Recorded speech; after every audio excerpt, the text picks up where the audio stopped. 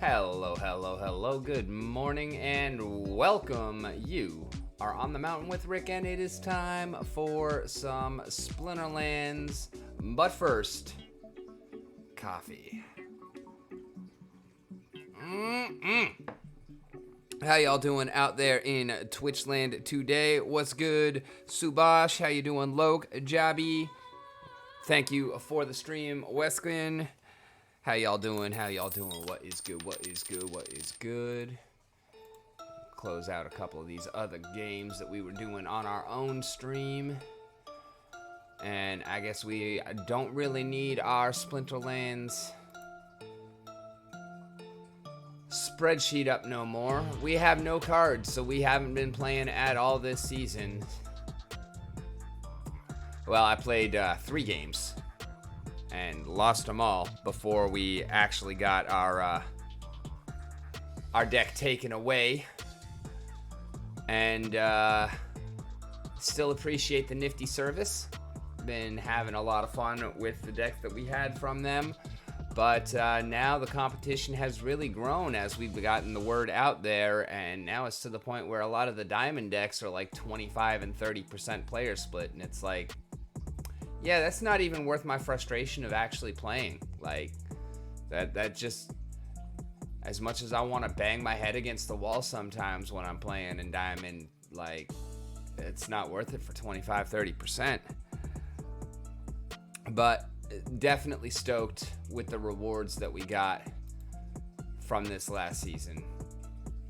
Y'all might have seen them, but we got a Scar and a Kinjo and a Tidebiter and 5 more rares and 105 SPS and 6 Chaos Legion packs out of 70 chests. Like, it's difficult to find something to complain about here.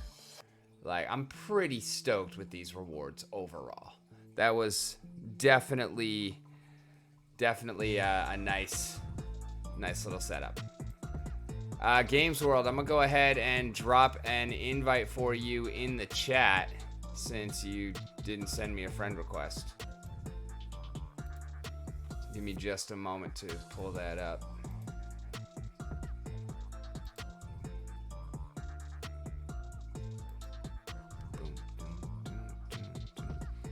With nifty decks, how does the SPS split works? All right, so we're gonna use the 90-10 split on the deck that I was using because it makes it easiest to explain, okay?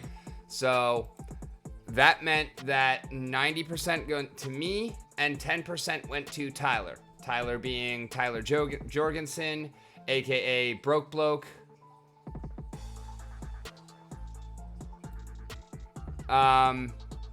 He is the creator of Nifty, and so 10% of my SPS earnings went to him.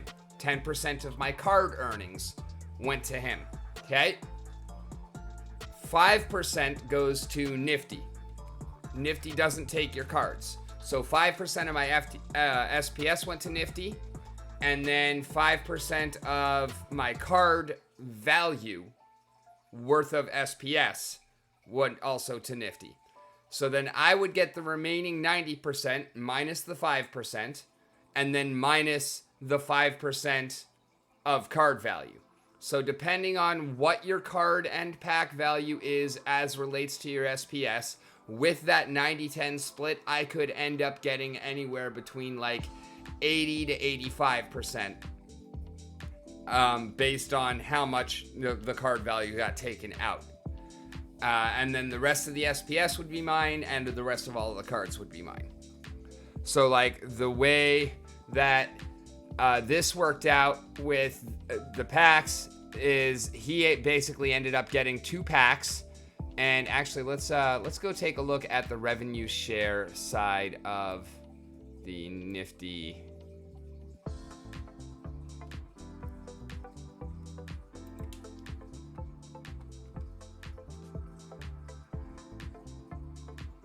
And Games World, once you're in and you get your rules and whatnot in the entrance, I will give you rules. Here we go. Streamer.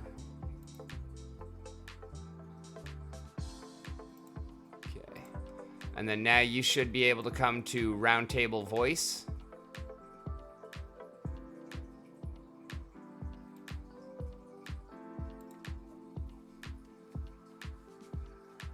Will it unstake or do you have to do it? You don't have to do anything for Nifty. Like, that's the cool thing about the revenue share is that it's all automatic. The only thing you have to do is, like, you'll get an email every day that will tell you exactly what is going to be sent over to them in terms of your cards and packs, and you have to make sure that you don't do anything with those cards or packs. So, like, when I knew those packs were being sent over, if I opened them before he got his packs, then I could get in trouble for that. And actually what'll happen is you'll have the deck taken away and you'll get banned. So don't mess around with all of that stuff. Just, let everything sit, cards and packs wise. Let everything sit for at least a day or two before you do anything with it, like sending it over to another account or merging things and leveling them up or whatever, or opening packs. Just don't even mess with that for the first day that you have the stuff.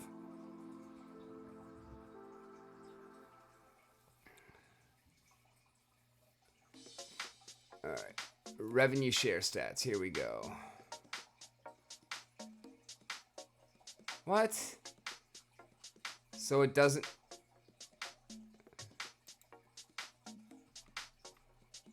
All right, well, I thought that it would show me my revenue share stats for my previous borrows, but I guess not.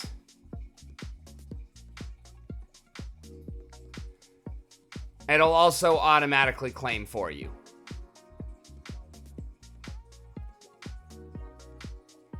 So you want to make sure that you claim right before you actually get a deck.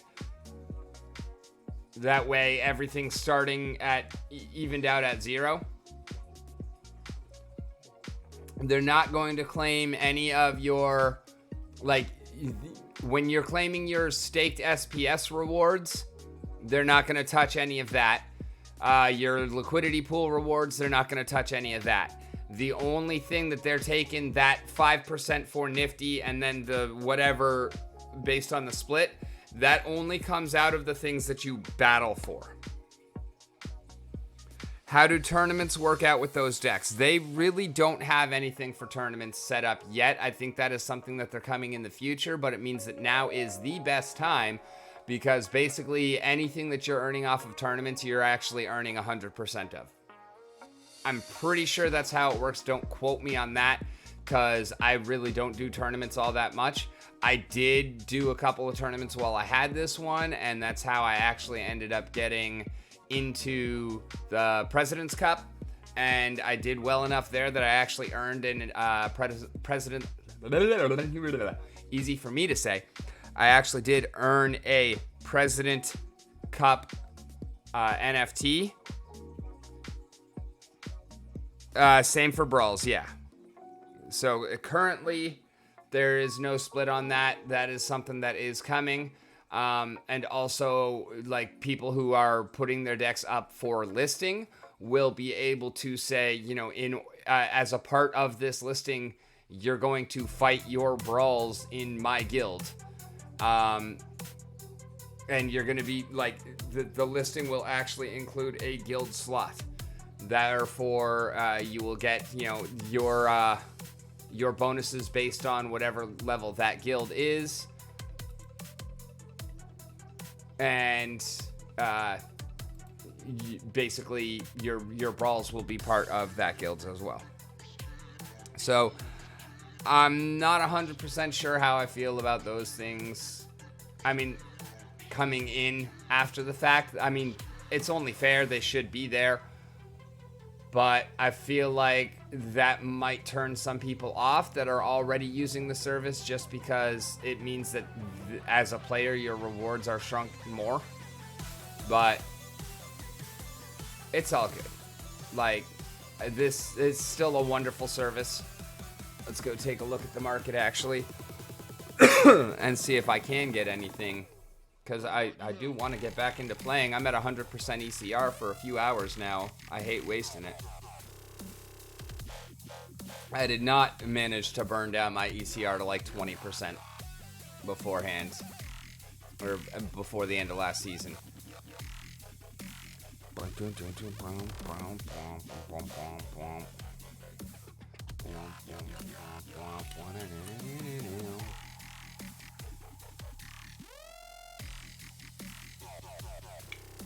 And since I do not have cards, is there anybody who would like to join me on voice chat and have an active discussion regarding DEC-B, Immortalis, or any other kind of not actually specifically gameplay related subject?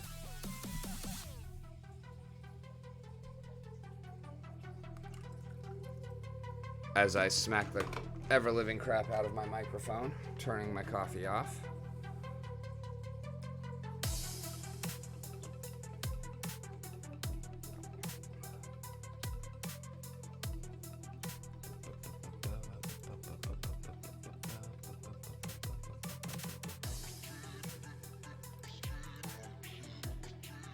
Let's look at least gold.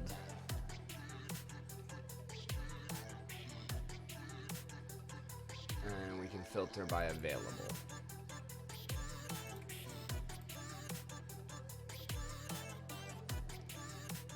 Player split 20%. Yeah, not happening, bro. You missed Games World's whole stream because power went out? Well, I've been trying to get Games World to come on and join me in the voice chat so that we could have a discussion, but I think he's hanging out with some friends, so it's entirely understandable that he is not going to come on and join us. So, open offer for the rest of y'all, though. Yeah, I get you, Subash. Oh, yeah, let's go ahead and take a look at Earsy here. This is Bob Carr J's listing. I would jump all over this if I had any interest in playing bronze or even silver.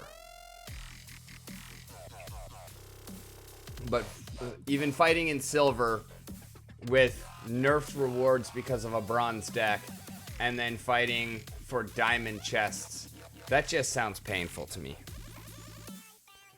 But it's a pretty solid deck. You got a bunch of gold foils in here. You're decently leveled.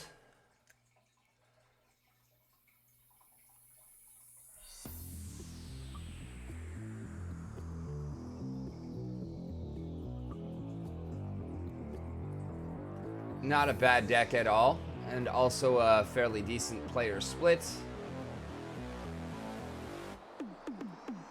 So well worth it for somebody who is fairly new or fighting in bronze or just sold all of their cards and isn't in diamond. You know, whatever works. But this is currently this is everything that I've got, and you'll notice how all of it is just delegated. I don't own any cards on this account.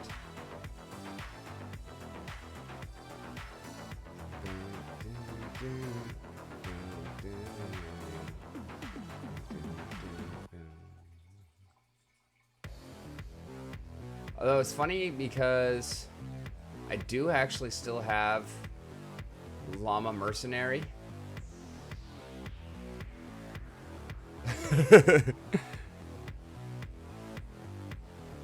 Check yours, Techie. All right, what's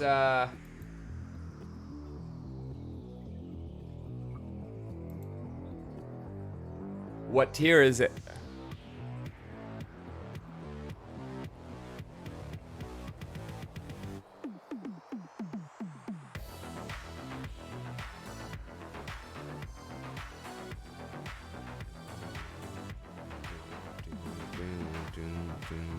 Bronze max level, gotcha. Once it loads up, I will check. Is it currently rented out or is it still available?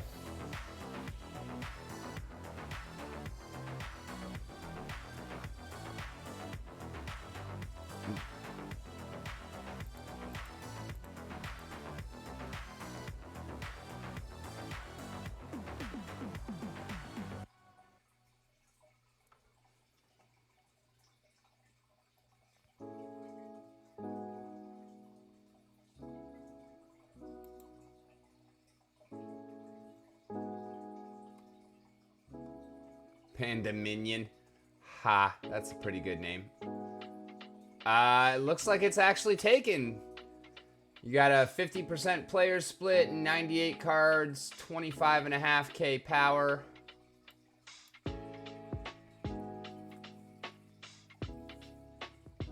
Yep, Kaikon. I'm guessing on the pronunciation there. I'm probably terribly off, but.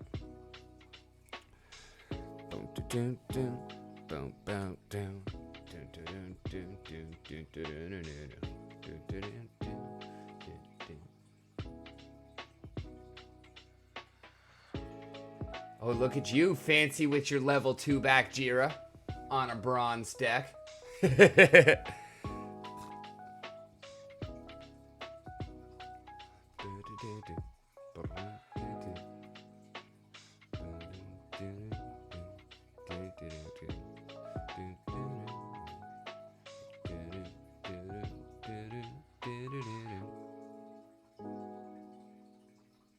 Yeah, this is a solid looking deck.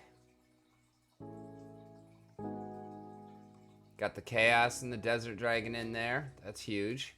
Carnage Titan, Spirit Hoarder, Grum. Yeah, this is a very solid deck. And a 50% split too. Like, I'm not at all surprised that it got jumped on quick.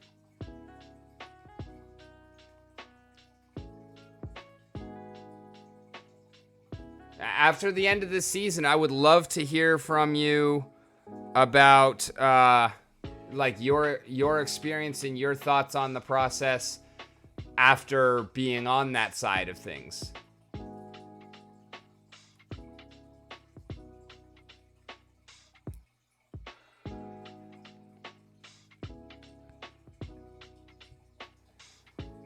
Sidu, yes, there are scholar accounts on Nifty. Depending on what tier you're looking for, depending on how much you're willing to give up of your rewards. Yes, that's exactly what we're looking at, is the Nifty Arcade Scholarship Program. And we're looking at the listings that are available on the market.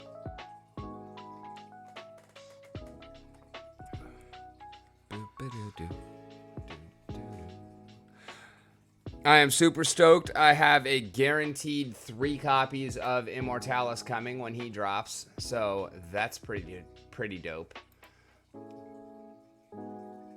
I still really need to work on my Billy. Speaking of which, where is my Billy?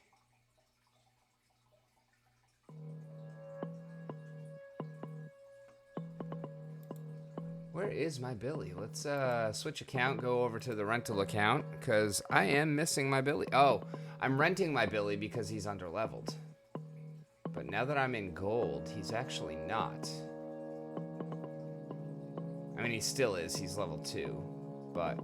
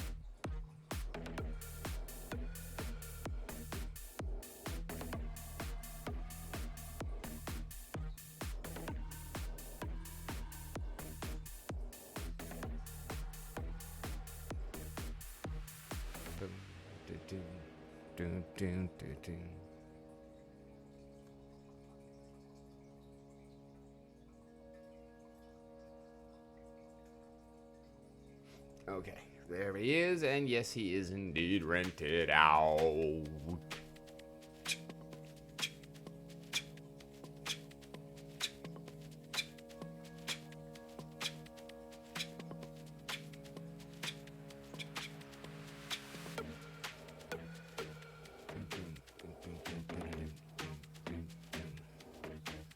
Alright, so now...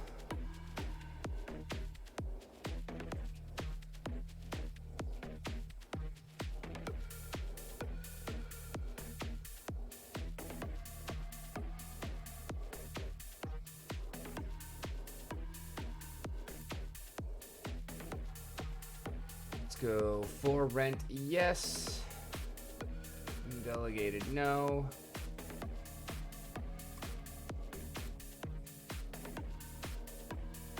Select all. Change price.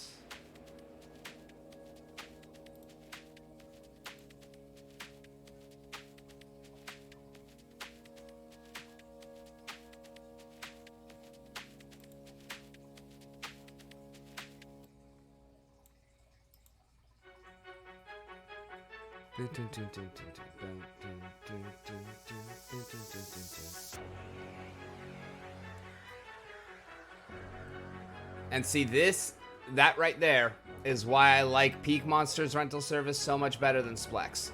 So I just went ahead and with, what was that, 5 clicks? I just relisted 314 cards, changed their price altogether, and that simple.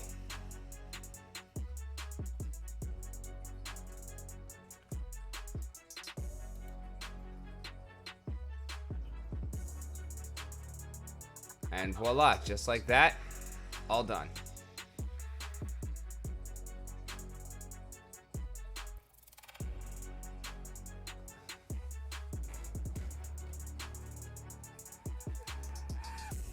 And now over the next probably hour or so, we'll see like 90% of these get rented out. And then we can do it again. And it even better than that, it doesn't cost me any RC. Oh, I guess it did. But when they're adjusting the prices on them, it doesn't cost me any resource credits at all. And I'm still actually very much tempted to just delist everything, level everything up.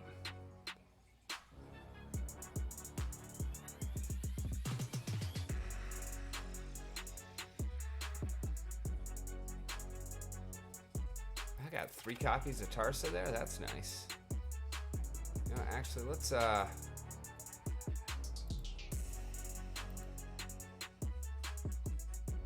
stop renting you.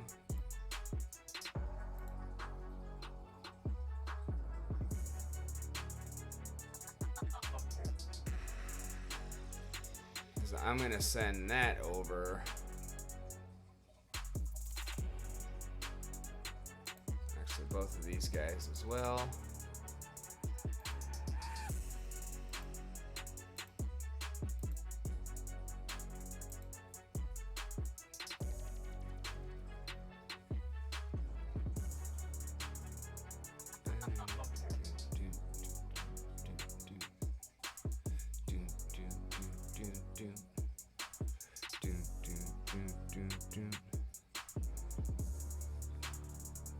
Yeah, pretty much the only thing I use Splex for anymore is I've still got all of my accounts hooked up to it, and so I can just, basically all I do is I use the fast sweep. So it'll just send over all of my DEC from Rickwin's again to On the Mountain and give it to me nice and bright and easy to track so that I can add it to my spreadsheet. But I don't do any more rentals through Splex. This has no control over my accounts anymore. You can see everything is disabled. And of course, I do want to get the Archmage back up and running for the main account, or Xbot, one or the other. Actually, I would very much prefer Xbot, but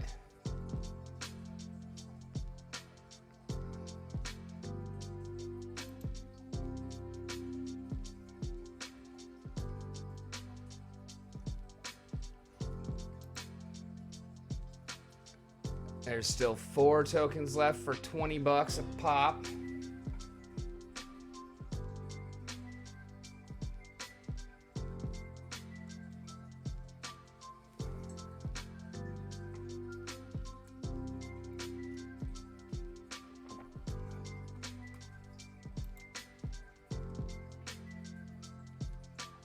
But like I said, I'm far more interested in the Xbot one. And let's take a look, see what Xbot is at. as far as tokens.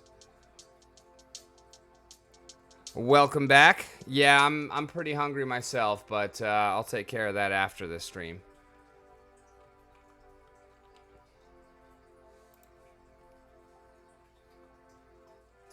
All right. Well, it's down to 40 bucks. It's still way more than I can afford, but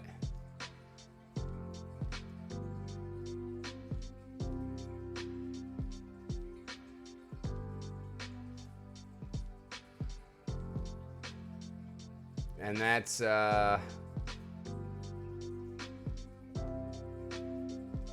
pretty significantly under the current ask, which, well, 42.63.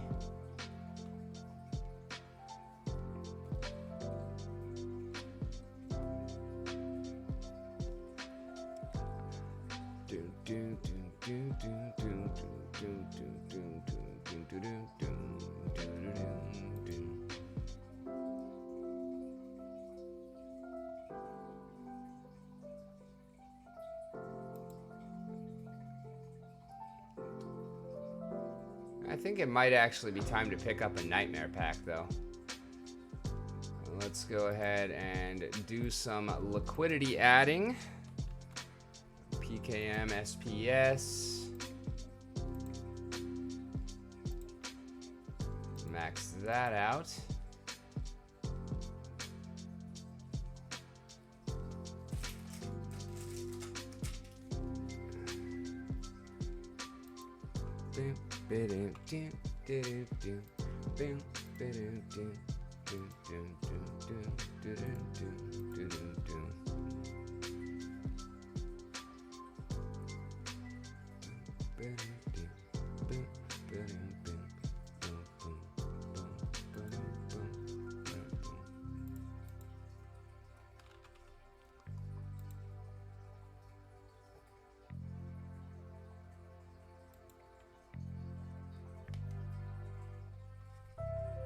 Yeah, we'll grab one more Nightmare. Not particularly, Walk. We've just been looking at Nifty, talking through some of the different bots and whatnot. Just bought a Nightmare pack, but you didn't miss that. You saw that. V-Swap will go Wallet, Hive Engine.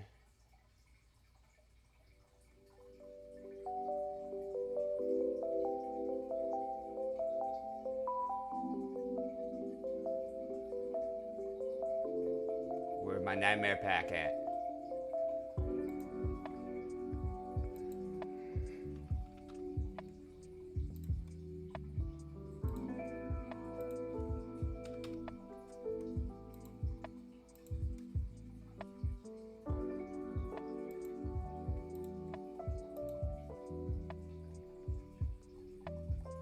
The Land and Rooney giveaway? Yeah. Yeah, because I have both of those things. Oh, hey, what's good, Damour? Hey, if you're interested, I've got an open voice chat in my Discord. Open invitation to join and discuss this new proposal and or Immortalis.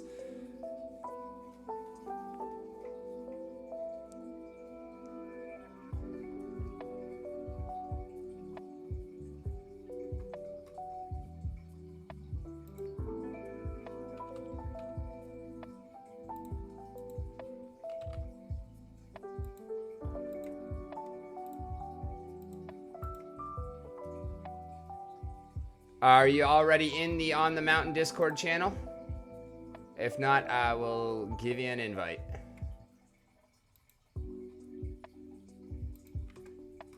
Sent.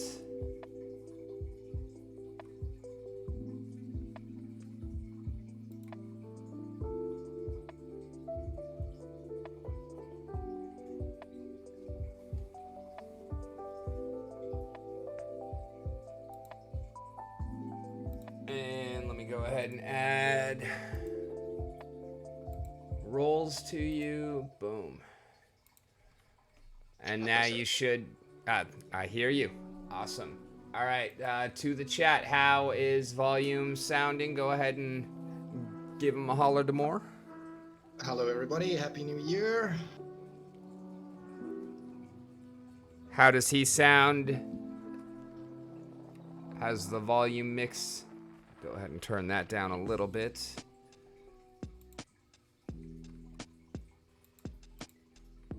What you been up to?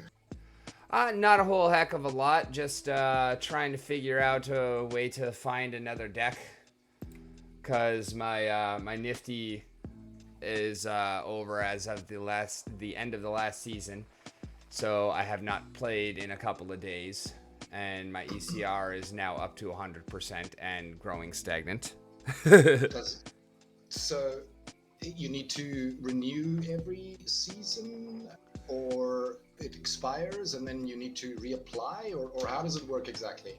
Yeah, well, most of the decks are on a seasonal rotation, and so when that ends, then they will automatically go back. You'll have them for a few hours into the new season, but it'll go back to the owner, and then there'll be a 24-hour cooldown on the decks. And that depends on the listing, because like if say you had an extra diamond deck and you wanted to give it to me, but you wanted to do it through Nifty so that the revenue sharing was automatic and whatnot, you could set it up so that I'm the only one that has access to it and that it's indefinite, and then we don't have that daily issue or that issue every season.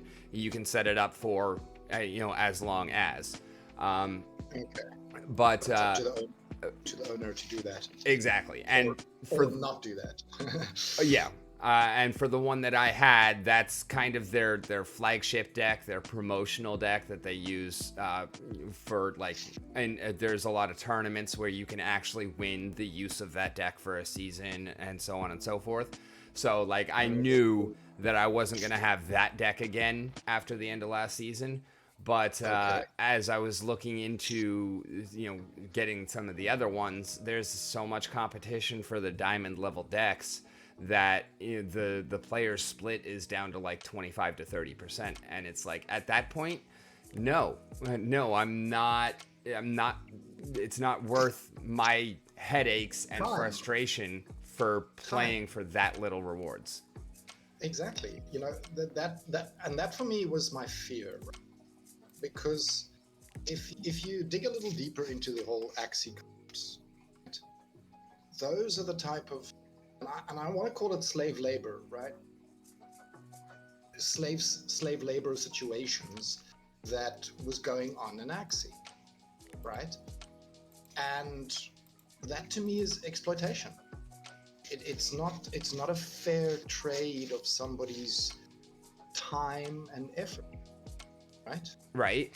I mean, I understand that you deserve your fair share as the owner of the assets, but Agreed. I'm not gonna I think that 50-50 or 60-40 is a fair split. Anything higher than that on the player side that's something that you would see on the promotional decks and whatnot, and it's great, and I'd love to have it, but I'm not. I would consider a 40-60 split. Anything under that is no, especially when you consider that even if I sign up for a 30% split, that's actually only 25 because Nifty takes their 5% out of my share. Cut as well. Okay. I mean, I'm very much in agreement there. We need to be careful, and in fact, I would rather that they prevent low splits like that. Make a minimum of 30%. For those that are willing to go that low, fine. But I think 50-50 is a fair offer for both parties, right? Exactly. Because and at that point, as the owner, you're still getting the better part of it because it's really a 45-50 because the 5 that still goes to Nifty. And as the player, I don't mind that, but it's something that you do have to be cognizant of, because And that is the thing that I'm not really like. That's the one thing about Nifty that I don't love, is that 5% is kind of silent. It's not really listed anywhere. It's not really part of the advertising or anything like that. I mean, you got to expect that they're going to get their money somehow. But sure, they've got to make money. I do understand. But just put it up front and let it be known. They should be upfront about it. I don't understand why they're not. I find that that's a sleazy thing to do it like sneakily, right? Yeah, not cool. But I haven't actually caught you in a little while, so I don't know. What are your thoughts on this whole DEC-B thing? Look, when I first heard it, I thought, why the fuck are we creating another coin, right? And, on the surface level, I don't really see a need for another coin. Our tokenomics are already fairly complex. I see we are already struggling with utility for the coins we have. Why are we adding another one? But after reading the proposal and understanding that, as little as one DEC can be purchased, so it's not only a whale thing, it is for the little guy as well. There's a 20% discount on DEC, so you put in 0.8 and you get one DEC-B or DEC bond. I think that's a good thing. Also, the fact that the things that we can spend this DEC-B on is all of the things that are currently DEC sinks, right? So for me, and another thing, it's only a temporary thing. It's only going to be available for, I think they said 90 days. Was it 90 days? 60 or 2 days. billion, depending on whichever comes first. However, it's also a permanent thing, because once it's voted in, then at any time, for any reason, the DAO can also put forth the proposal for the players to vote on, and then they can change the price, they can change the amount, they can make it as much, as long, and as much of a discount as players will vote on. Sure. So, it can be reactivated in future through another proposal, right? Or changed, as you so rightfully pointed out. Look, for me, they are getting desperate to get DC back to pay.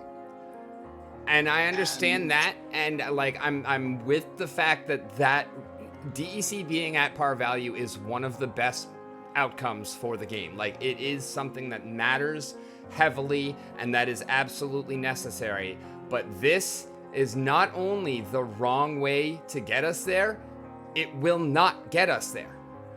Yeah, I don't think it's going to work. Fundamentally, we are printing too much DC. That's the bottom line, right? Exactly. The inflation is too much, and that is what needs to be addressed. And even right now, we're really not printing all that much. There's just not actual demand for it. Like, we're only printing, 2 million a season because of the rewards, or the leaderboard rewards.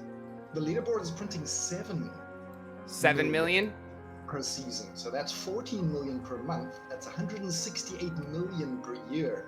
That's a lot of DC. It's really not, though. Our current circulating supply is 6.3 billion. 148 million is nothing in light of 6.3 billion. That means that it will take a year to make 1 billion. I'm not saying that that's not a problem. I'm not saying it doesn't need to be addressed and fixed. I'm just saying it's not as big of a problem as the fact that we're not going through what we've already got, because there's too much supply. Way too much supply. But are you watching the stream, or should I share my screen with you? Can you see what I've got up right now? I can see. Let me just maximize it so I can actually see the details. Because I've actually gone through and I've done the math on this proposal, right? And so Okay. here on line 3, you see we've got, and we're shortening these by 1,000. So that's 6.3 billion DEC that we currently have.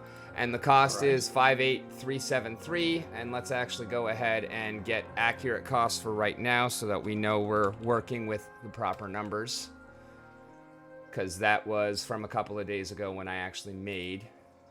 Yeah, and there was quite a big drop, 10% drop recently. I'm not sure if you're aware, but the Splinterlands, the company, they restocked some LPs, and there was some DEC selling involved. The price dropped quite a bit.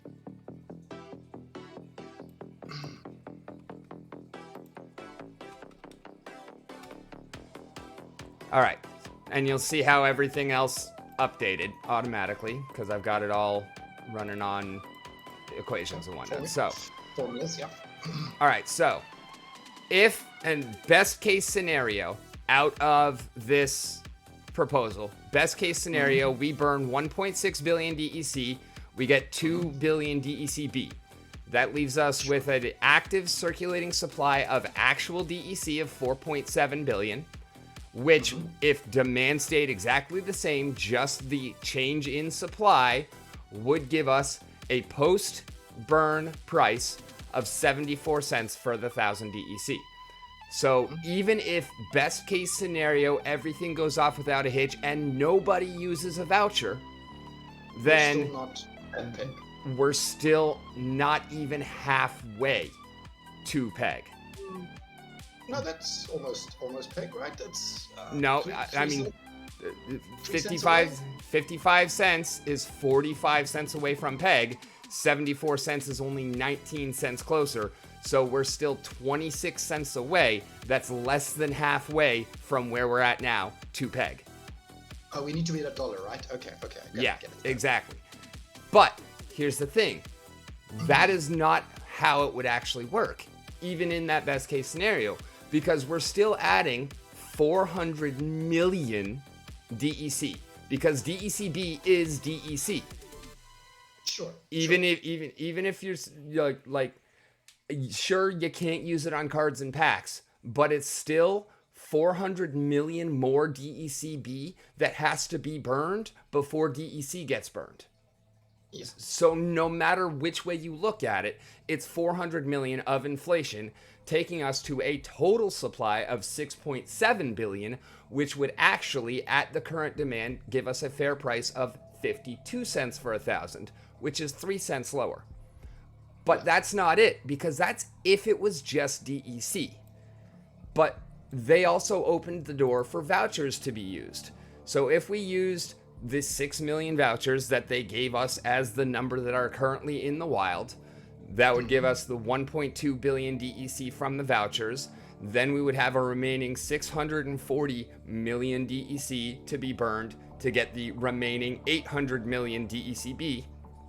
Gives us a post-burn circulating supply of actual DEC of 5.66 billion, which would give us a post price of 61.57 cents. And then the actual increased supply would be 1.2 billion from the vouchers and another 160 million from the DEC, giving us 7.02 billion total DEC, and would drop the price down to 0.49. Increasing, yeah, that's not good. Increasing is absolutely what we do not want, right? This is what we're trying to avoid at all costs. Exactly. This doesn't make any sense. In order for us to actually get to the peg, well, the other day the number was 2.75 billion DEC that would have to be burned. As you can see now, with the way the price has dropped, even that would only get us up to 98. So let's go 2.85. 1, 2, 3, 1, 2.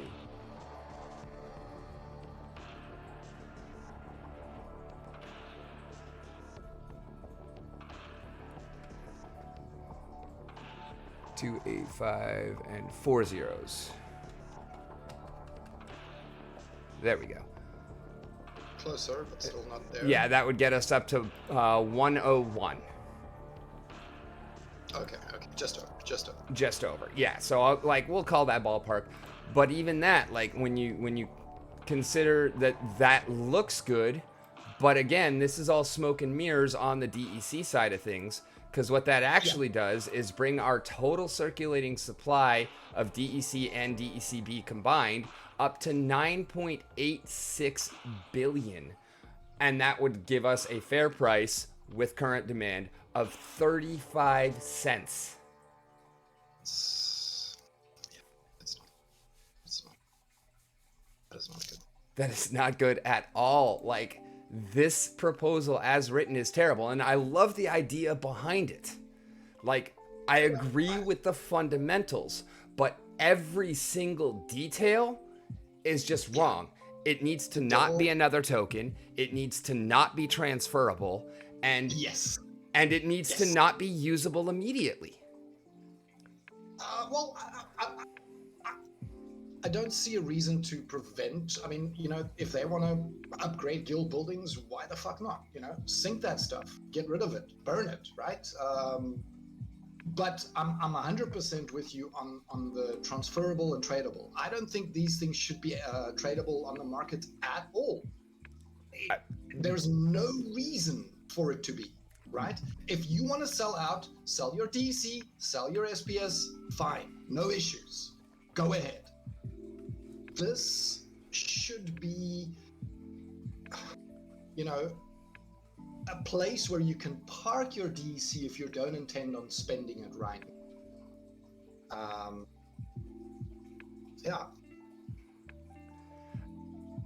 And I have my own way that I would go about it. And I know that it still has problems, but I feel like it still kind of gets at the heart of, and also, I'm realistic enough to understand that the whales benefit from this so much that there's no way it doesn't pass.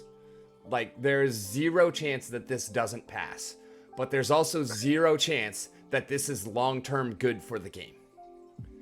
So what I see happening here is people are, if it's tradable on the market, they're gonna arbitrage this shit. Exactly. Because they're gonna buy the DEC-B at a 20% discount, and then they're gonna sell it for what DEC's selling for, getting the 20%, well, back. They won't make the 20% back, but they'll make 10 or 15% back, and that's still enough. That's still enough, and that's gonna cause more shit, more selling pressure. It's like, what the fuck? No. Hey, remember, this is Splinterlands TV, though. We gotta no swearing. Apologies. I get passionate about this. No, I understand. I have to catch myself a lot too, because I'm very passionate, and it's. When we're on my stream, I'll let it fly. And I just don't mean I'll let it fly with you. I mean, I will let it fly myself. But yeah, here we do need to keep it family friendly here. And Bob Carr was actually calling us out in the comments. Sorry, Bob Carr. Sorry. It's all good. But yeah, no, I agree 100% that, like, the idea is correct. The details are completely jacked. And what I would like to see is make it, like, it doesn't need to be another token. Make it DEC staked. So you lock it up for however long, 3 months, 6 months, 9 months, a year, I don't know. And then you make it so that you can't unstake it, but you can burn it from where it is staked.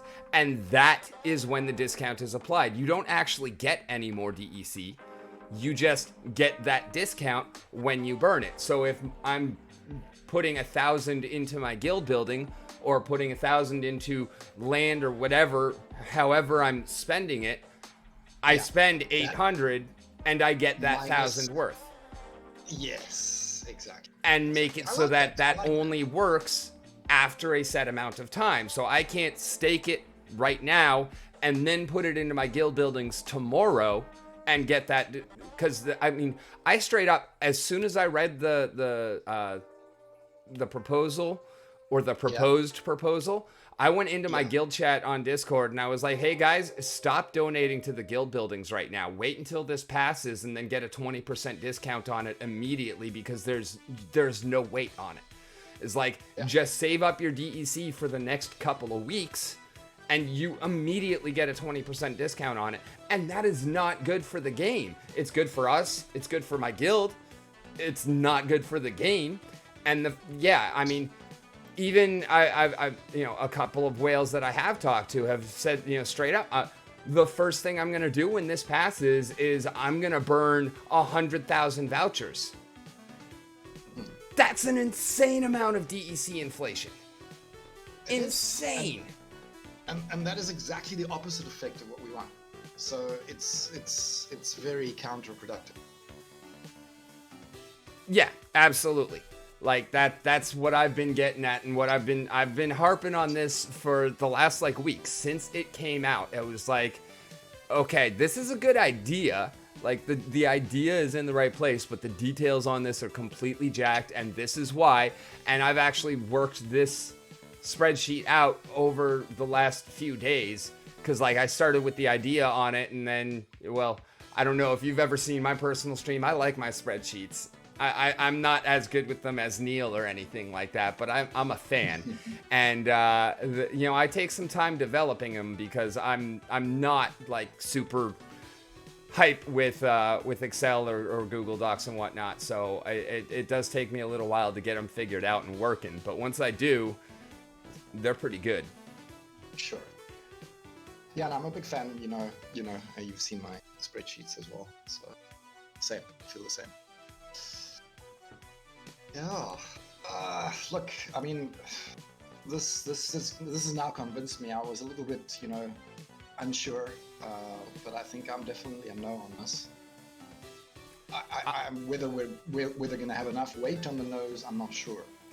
Yeah, I'm fairly certain that it's still gonna pass as is, just because, I mean, anybody who's got, a million DEC just lying around right now that they don't have a use for, of course they're going to want to vote for this so they can take advantage of it. Anybody who's got, 100,000 vouchers that they have no use for, of course they're going to want to take advantage of this. It's a no-brainer. I understand why people would want it, but it's still no bueno. Overall for the game, it's kind of like the Soulbound cards as well, only the exact opposite. The Soulbound cards, you're talking about, okay, well, we don't want people extracting value from the game, so we're going to make the cards Soulbound, and yet you're going to do this and make it not Soulbound? How does that even begin to make sense? Touching on the Soulbound cards again, somebody in chat, one of the audience members had this idea where you turn the Soulbound cards into another DEC sync, whereby to unlock them or turn them into real NFTs, you have to burn, X amount of DEC. Or even vouchers. I've heard that put forward too, to give the vouchers utility, and I'm on board with that.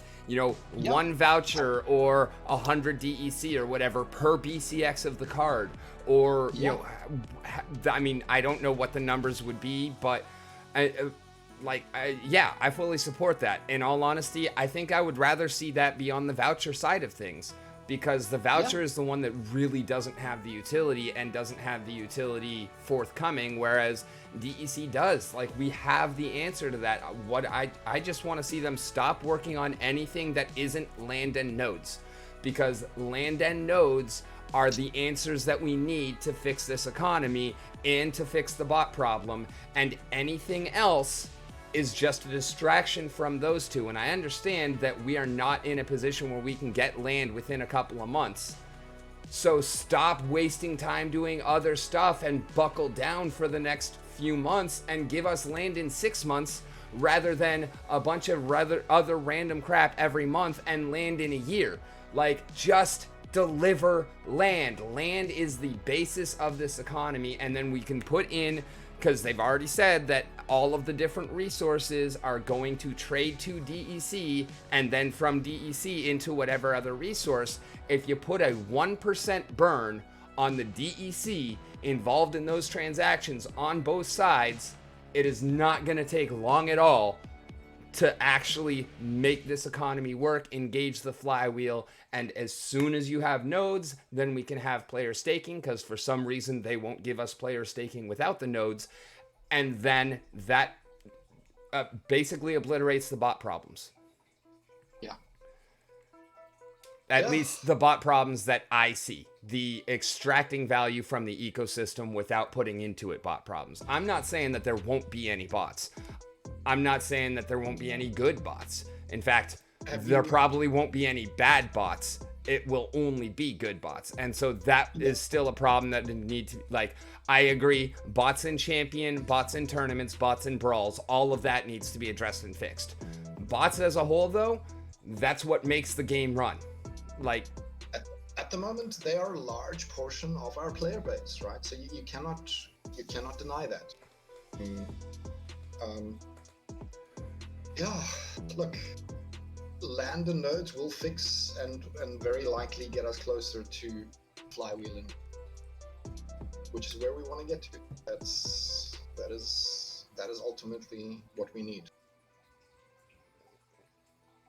You're right. Yeah, I'm catching up with chat.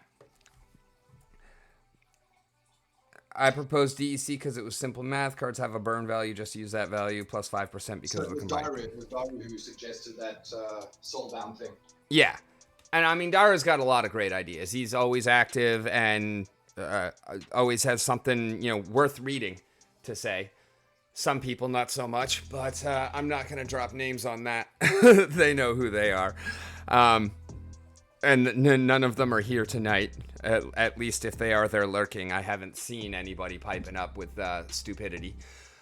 But yeah, I feel like, regardless of what it is, having something to be able to make those cards not soulbound is a requisite. I understand their desire to make them soulbound, but my biggest problem with soulbound is if you can't sell it, that means I can't buy it, and if I can't buy it, that means I will never have it at max level because I know I'm not going to get them dropped. I have pulled 6 legendaries in my Splinterlands career, and I've been here over a year and a half. Like, that's, even if they were all the same one, that is not enough to actually max anything out. So, and of course, they're not all the same ones. Like, the only reason I have anything at max level is because I buy cards. So, soulbound rewards cards, to me, is really just screwing your player base over. Because if you're not already in Champion, you can never get to Champion. Yeah. Lol, Jim. Yeah, nah, that is totally you. Totally you. Absolutely the one I have problems with. Actually, right now, I do have a little bit of a beef with Jim because he's got a Splinterlands clip of the week that's took over mine, and so he's going to win it again. I thought I had a good shot this week. I pulled 2 gold gladiators out of a single pack. That's pretty nice. And it got 14 votes, and then I just looked through it again today, and Jim's sitting at 18 votes because he got spammed by Rondon with 0.001 DECs. You do know that the votes don't make the win, right? Oh, yeah, that's right. The votes choose the top 5, and then Ron chooses the winner, right? Exactly. So even though you're lower, you still have a chance. Possible, although since Ron's the one that made that one happen, I don't think it's a very strong chance. yeah, I hear you. There's a little bit of bias coming in there. But fair. There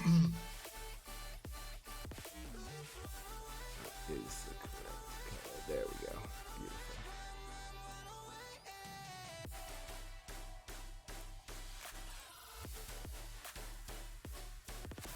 So, what are your thoughts on Immortalis? I like Immortalis. I I know the sentiment in regards to him has not been very good from some people, but I think it's a great Earth edition, honestly. I'm stoked about him, just like I was about Billy. Like, a lot of people not liking Billy, but you know what? I'm liking the Billy. You know what works great with Billy? Archimus the Bear. Yeah. And for Immortalis, I predicted a Shatter summoner a little while back in regards to counter Grandmaster Wraith, right? With the armor and Kelia even, right? Here's the thing, though. For Kelia, yes. For Grandmaster Wraith, no. I feel like, honestly, that was the first thing that I heard people talking about was, oh, he's going to be a counter for Grandmaster Wraith. Except that he's really not, because Grandmaster Wraith gives that +1 armor and the Void armor. So the best use for Immortalis is going to be play a bunch of magic with him, so the magic gets in under the armor, deals real damage, and then takes out the armor anyways. Grandmaster Wraith, you're normally running him with monsters without a lot of armor, because he's giving them that 1 armor, and it's Void armor. So you're going to run your magic monster, it's going to hit my armor anyways, and then it's going to shatter nothing because my armor already did its job and blocked your magic attack. I hear you, but most of the time I'm facing a shield bearer, a Uriel, and what was it? What's that neutral tank with buttload of armor? Alvar. Alvar, that's right.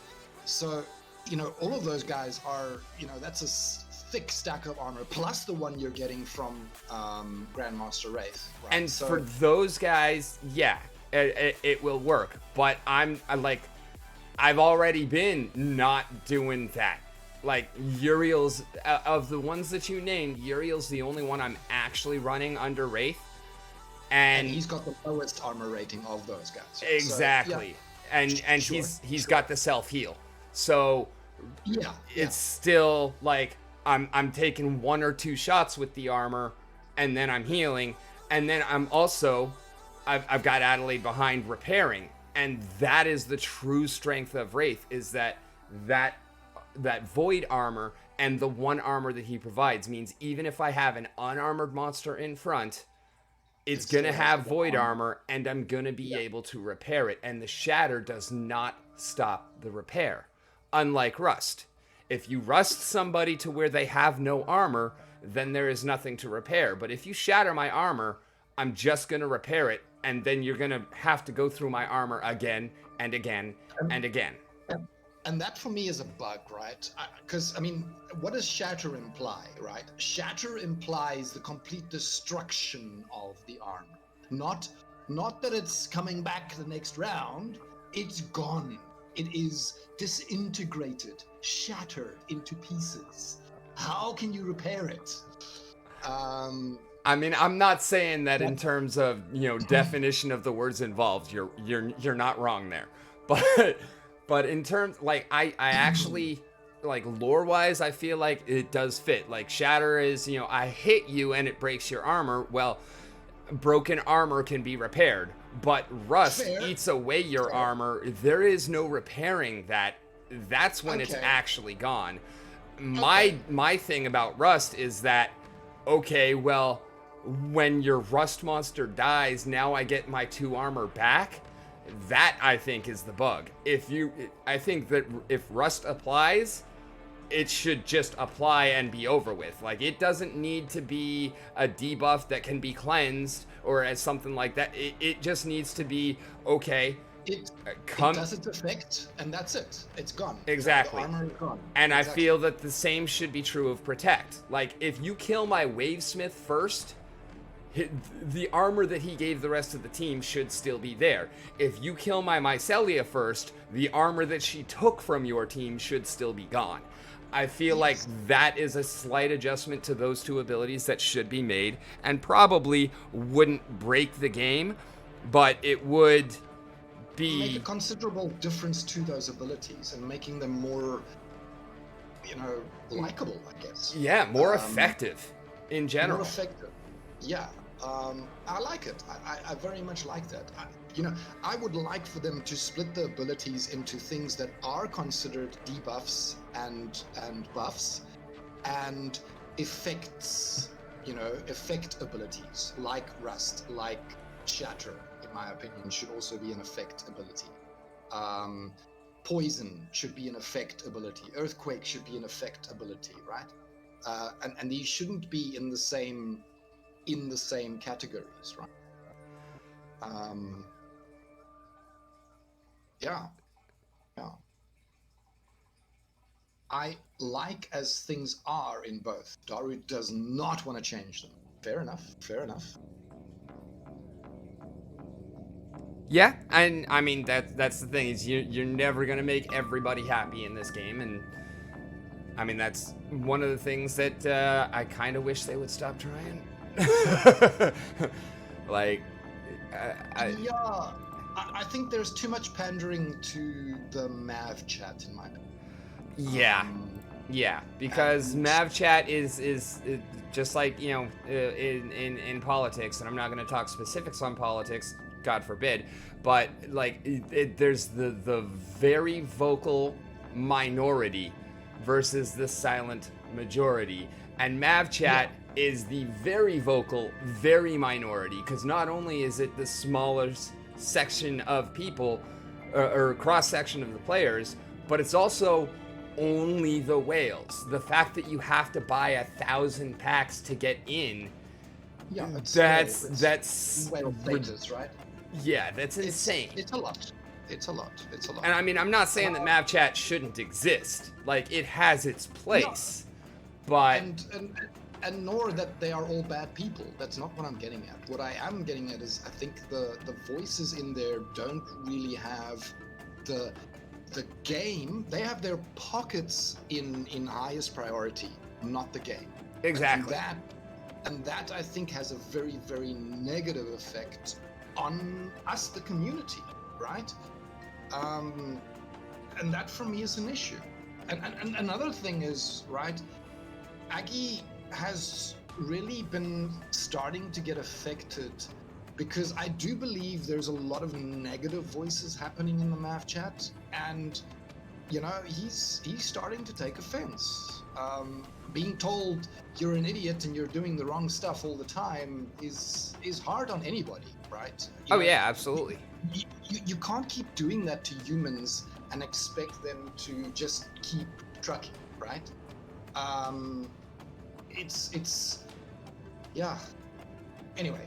And Daro, I understand that Mav chat does have people on both sides, but what I'm saying is that Mav chat doesn't have anybody who isn't a whale in it. Like, there's still definitely differing opinions among the people who are in Mav chat. And again, I'm not saying that Mav chat itself is a problem. I'm just saying that it has an outsized kind of weight to it because it is not actually representative of the player base. There is a very large negative portion of that chat, and yeah, look, I am generalizing here because I do not read. I'm gonna be straight up honest with you. I do not read Mav chat because there is so much drama. I avoid it like the plague. So even though I can read it, I don't. I choose not to go there. But I've heard stories about it, like other people in the community relaying what they witnessed, what they saw, what they, heard, what they participated in some cases, because I do have some friends that are in Mav chat, right? The thing is, though, yeah, I don't think they are having a good effect on our community. I don't think they're making choices for the betterment of our game. Yeah, absolutely. And I mean, that's obviously not an all-inclusive statement. That's, a generalization, but yes. It's not without merit. Just like we're not saying that, Mav chat is without merit, or those who are in Mav chat are without merit. That's not the case at all. There are great people in Mav chat, and there's more than a few that I've had some great conversations with and agree and disagree, on many points and in a respectful and, legitimate fashion and whatnot. Have a different opinion than me. Everybody's entitled to their own opinion. That's okay. I can't take that away from you.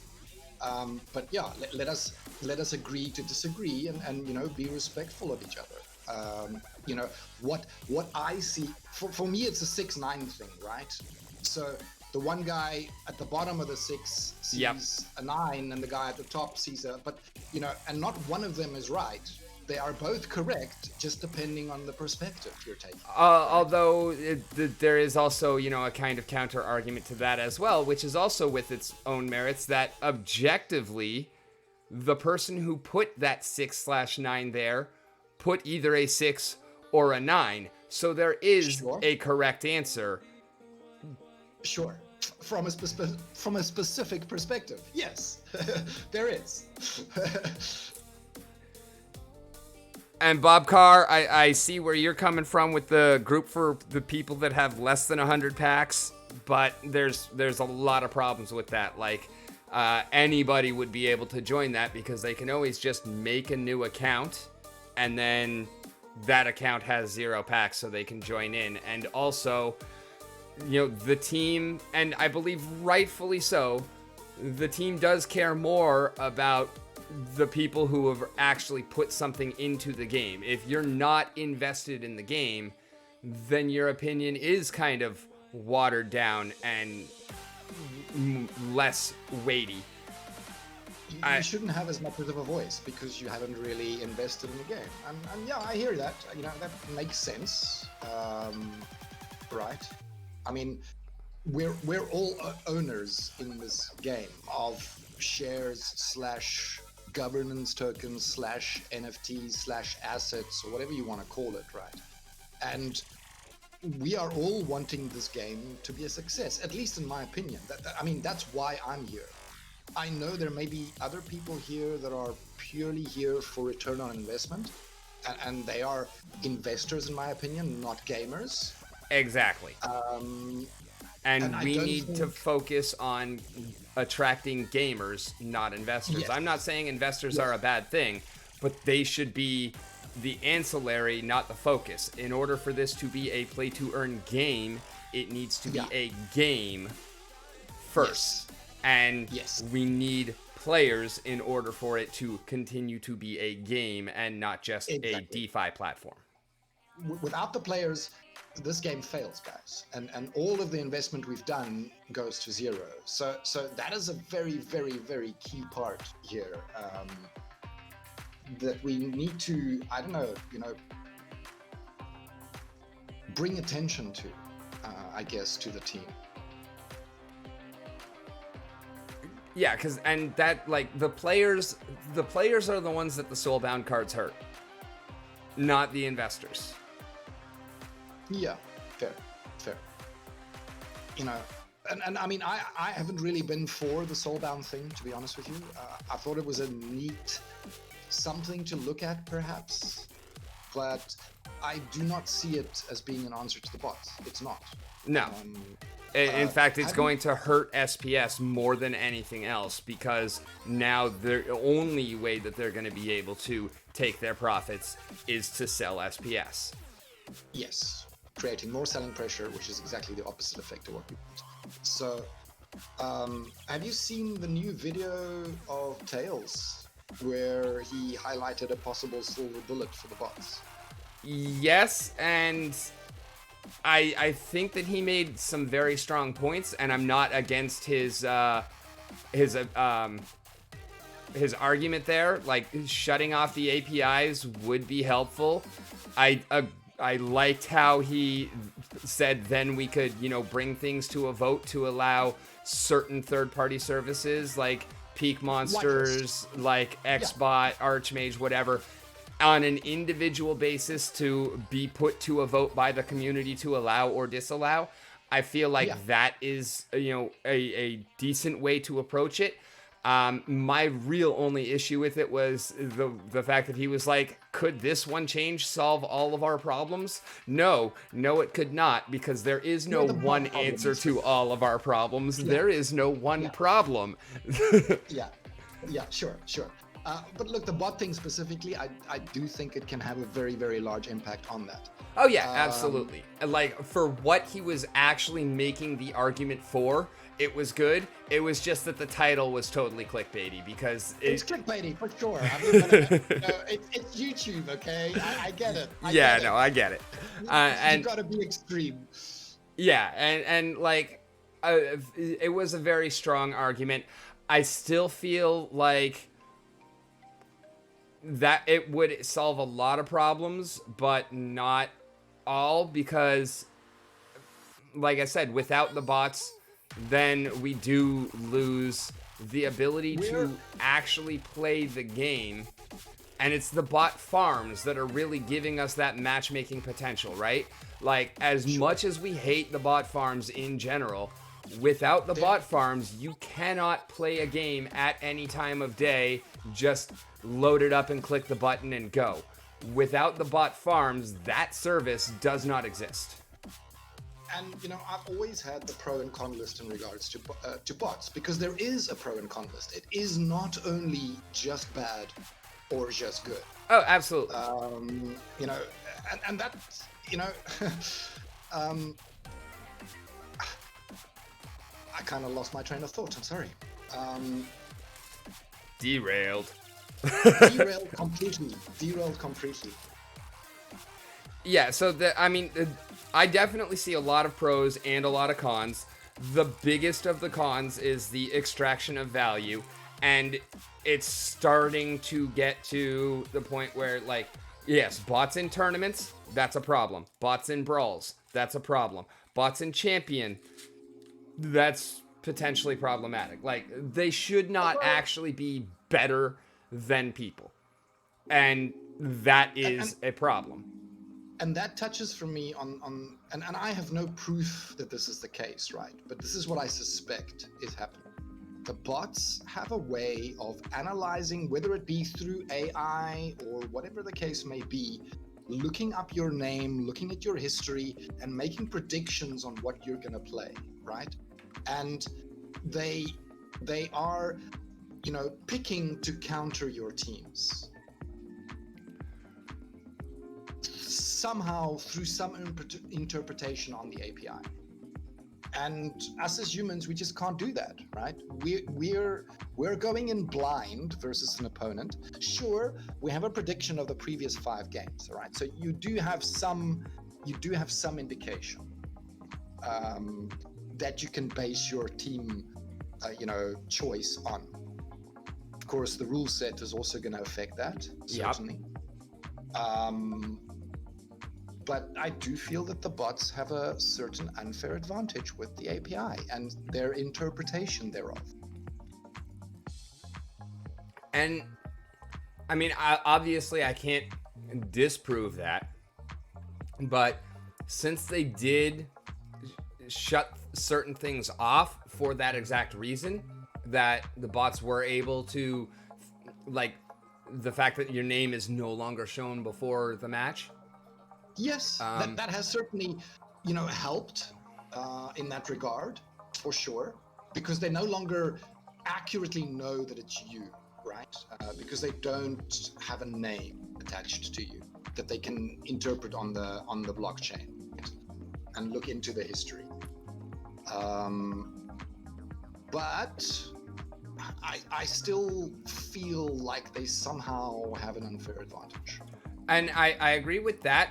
But I feel like the unfair advantage isn't in knowing what you're going to play and perfectly countering your team. The unfair advantage is in algorithmic play.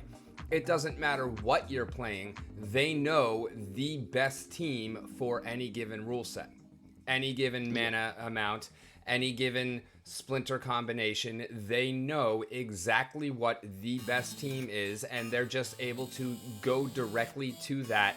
Do not pass go, do not collect $200, just smash the pants off your opponent. And I believe that is why you have certain players like Queen Sylvia who are able to just feed on those bots because she is able to see whether or not she's playing against a bot based on their last teams, and then know, okay, if this is a bot, this is the team they're going to play, and so she is able to play the counter team to what they're going to pick as the best team. Their best team. Okay, all right. And yeah, Sylvia is really a great player, honestly. I've been trying to get her on to actually talk to us for a while, but she's shy, so she doesn't want to. But I love the fact that, you know, she is constantly putting out her strategy guides and whatnot. And I feel like that's really where her biggest strength is she's able to recognize, is this going to be a human, so I want to play the best team? Or is this going to be a bot, so I want to counter the best team? And I think that is really where her strength is, and it's why, you know, she was doing so good in ranked, and then she had to kind of relearn to play for tournaments, and then is also having to relearn as the bots are infiltrating the tournaments more and more, because it is totally different when you're playing a person versus when you're playing a bot, because the bot is going to have that perfect team.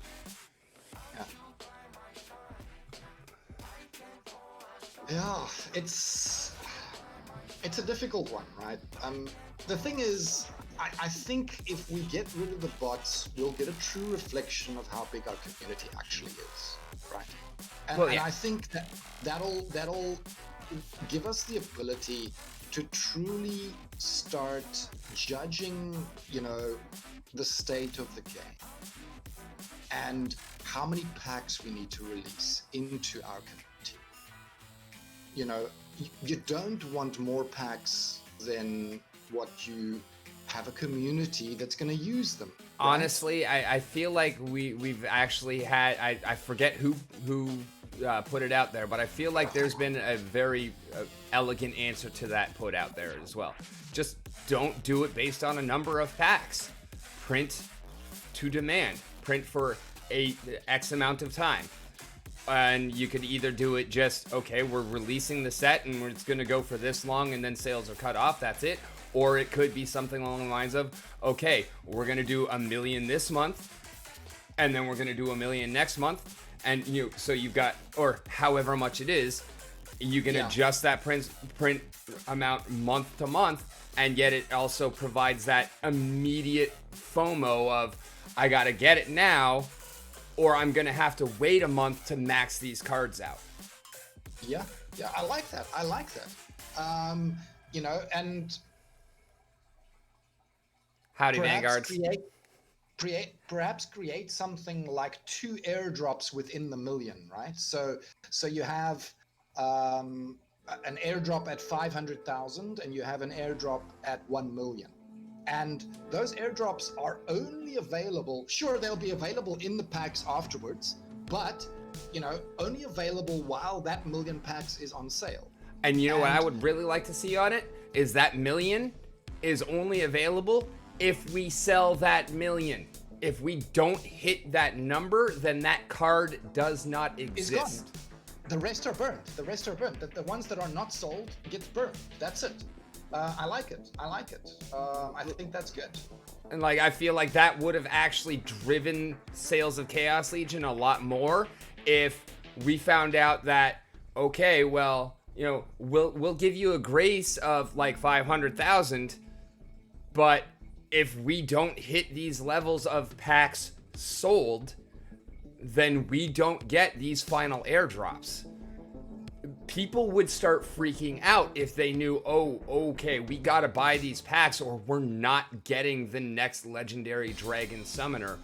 We're not getting the next potential kitty.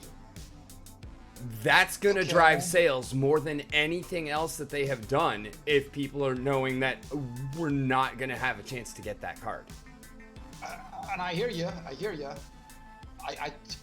I'm not sure if I like it though.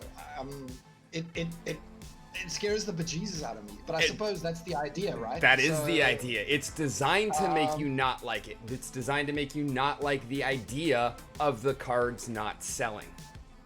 But, you know, I don't really like someone having a gun to my head, right? And that's kind of what I'm feeling like here. I don't They're think it is though. I mean, it's not life or death. It's just it's a free card that can exist or cannot exist. But it's one of the most OP cards in the game, right? So it's like you really, really want it. So I'm kind of feeling forced, and I don't like being forced to do stuff. But that's just the way I am, you know, physically as a person. It's my personality. When I get forced to do stuff, I kind of do the opposite. I don't know. It's just in my nature. But I'm perhaps getting too philosophical. We should get a little bit more down. No, not at all. I mean, I welcome the philosophical side of the discussion as well, and I feel like because that's kind of the same argument for like Lux and Rooney. Like, if you want to have those cards, because like there's no denying that Rooney is ridiculously powerful. And if you want to have access to that card, then you have to get that card. And that's exactly like they keep pushing the narrative of we're putting out a lot of cool stuff and not all of it is for everybody. So also, you know, if you don't take advantage of what we're doing, then some of it just might not be available for the community at all. And the worst part about that would be, you know, wasted dev time or whatnot, but they can always reuse that in another fashion. I mean, it's not very hard to rename the card and, you know, put a different picture on it and be able to use it at some other point in the future in some other way. And we would never even know because we never would have seen that card to begin with. I hear you, and you're right. You're absolutely right. So I think just positive things about this idea about how to sell packs. Create them in short bursts, right? And there's no reason that, you know, just because we released Chaos Legion 1 million packs last month, we can't release Chaos Legion packs 1 million next month, right? And we can do that for as long as we want to, for as long as there's demand.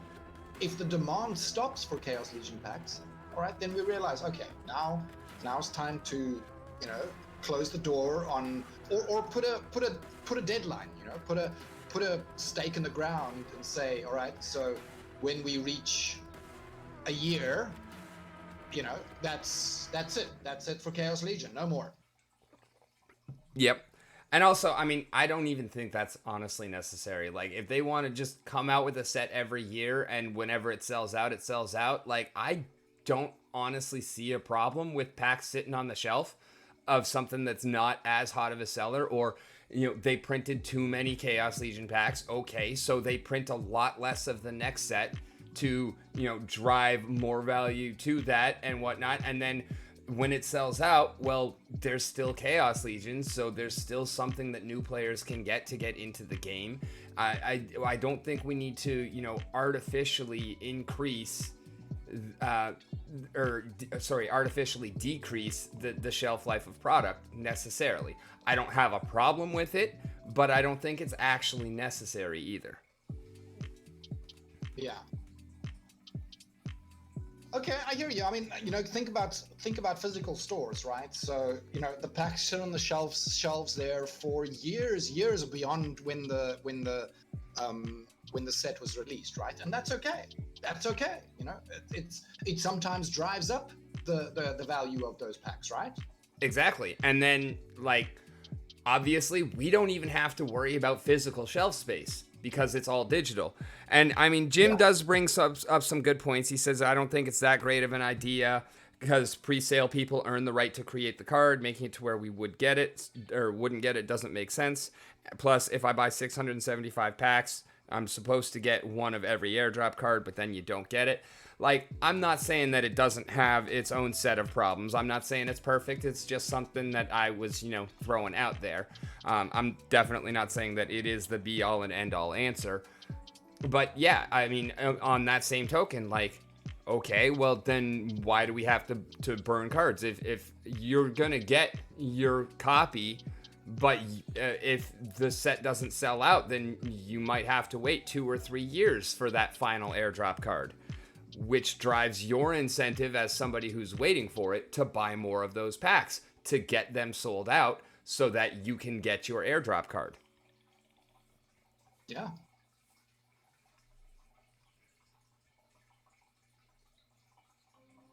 It can certainly still be incorporated in some way, right?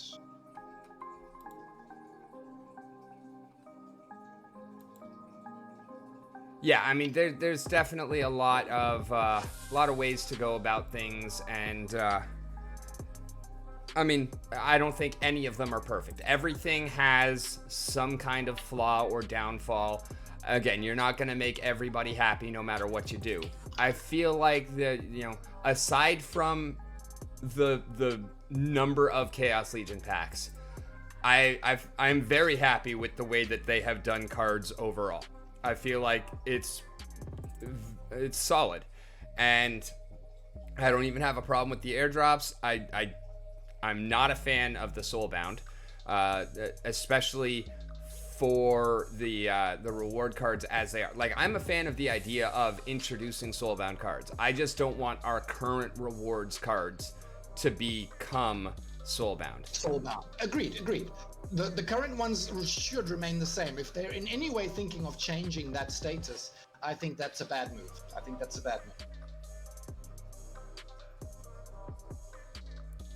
You know, my kind of, idea that I have in regards to Soulbound is that it's something that is earned like in a battle pass, right? So for new players to get access to the game, right? Give them Soulbound cards for free, in a battle pass type environment where they, are able to get these cards by completing quests to understand the game, right? Yeah, absolutely. And I mean, and at the very least, even if they can't be sold, let them be rented, let them be delegated. Like, how does that actually hurt anything when, like, okay, I've got my max, so rather than burn it for DEC when I get an extra copy, let me rent it out so that somebody who doesn't have it can at least get to use it. Yeah, I mean, that would kind of be a little bit counterproductive on the Soulbound aspect of it, but I hear you. I mean, you still can't sell it, and then they could even turn off the burn. Like, you still can't sell it. You get it, it's yours, but, that way, because, like, again, my biggest worry with the Soulbound thing is I'm never going to have a max level legendary on anything that is Soulbound because I'm not that lucky with pulling cards. So, like, at least if it can be rented, then, say Jim ends up, having his double gold Lux luck, and he's got, 2 max level copies of this awesome legendary. Well, he can't use 2 of them, so he should be able to rent out one of them. Sure. As opposed to burning it for DEC. Yeah. Or okay, we get to the stage where you turn your Soulbound card into a real legit NFT by DEC syncing, right? Yeah, or so that. I think that's a much better mechanism for our economy. But I like it. I like what you're saying. It makes sense. It does make sense. I just got Jim all excited by saying burn. Jim, you like burning stuff? Oh yeah, Jim is made of fire. Really? Okay. Jim is the only person who has burned a gold foil Kelia. Really? And he sent the DEC to Matt. Why? Why is he burning cards for DEC? Because he likes things to burn. But he's actually, like, 5 weeks in a row now, Jim has burned a Kelia live on his Wednesday night stream. And he's done Kelia giveaways. Only Kelia has to go through the fire first. So he will give away a Kelia, burn it, and send out the 20 DEC. Okay. we don't have enough Chaos Legion cards as it is. Why are we burning Chaos Legion cards? I don't get it. I'm sorry, I'm very confused. As someone who owns Kelia, I don't mind it. And I've also actually partaken in it. There was one time where I kind of hosted his stream because he had some technical difficulties getting it started. And so he called me up and I was like, yeah, no problem. I'll run it for you. And so we kind of did his stream together. And I happened to be flush with DEC at that time. So I actually spent like 5,800 DEC on a Kelia, burned it, and sent the 20 DEC out as a prize.